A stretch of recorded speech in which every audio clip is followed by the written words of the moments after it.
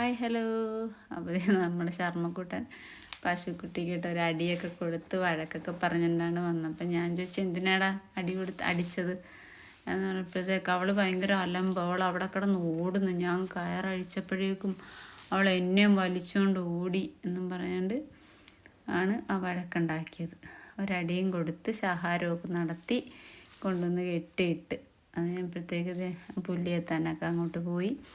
അപ്പോൾ ഇവിടുത്തെ പൂച്ചാണ്ടി ഈ മരത്തിൻ്റെ പൊക്കത്തിലുണ്ടേ. അതിൻ്റെ അമർഷമാണ് കണ്ടത്. അവളെ കിട്ടിയില്ല.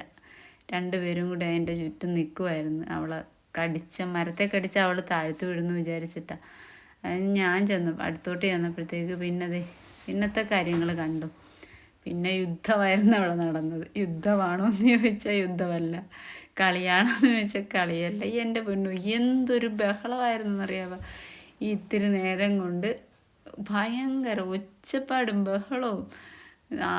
ഏതോ ഒരാൾ നന്നായിട്ട് ആർക്കോ ഒരാൾക്ക് നന്നായിട്ട് നൊന്നിട്ടുണ്ട്. അത് ഭയങ്കര കരച്ചിലായിരുന്നു. എനിക്ക് തോന്നുന്നു അത് നമ്മുടെ സുന്ദരനിട്ടാന്ന് തോന്നുന്നു, പഴയ സുന്ദരനിട്ട്.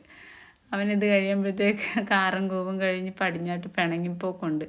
ഇതാണ്ട് ഇന്ന് ഇച്ചിരി കറമ്പനായി ഇച്ചിരി കൂടുതൽ കൊടുക്കണത്. കാരണം പോയേക്കുക സുന്ദരൻ ഇപ്പോൾ പോകും പിണങ്ങി. വേണ്ട പുള്ളിക്കാണ്ട് കിട്ടിയെന്നിട്ട് നല്ല ഉറപ്പില്ലേ. ഞാനത് ഗേറ്റ് തുറന്ന് കിടക്കണമല്ലോ എന്ന് ഓർത്ത് അയ്യോ ഇപ്പോൾ റോഡിലോട്ട് ഇറങ്ങുമെന്ന് വിചാരിച്ച് ഞാൻ പുറകെ ചെന്നില്ല. അതിന് മുമ്പ് ഞാൻ വിളിച്ചപ്പോഴേക്കും ആ ഗേറ്റ് തുറന്നതിൻ്റെ അവിടെ പോയി കുത്തിയിരുന്ന് പിണങ്ങിപ്പോയതാണ്. പക്ഷെ റോഡിലിട്ട് പോകാൻ പറ്റില്ലല്ലോ.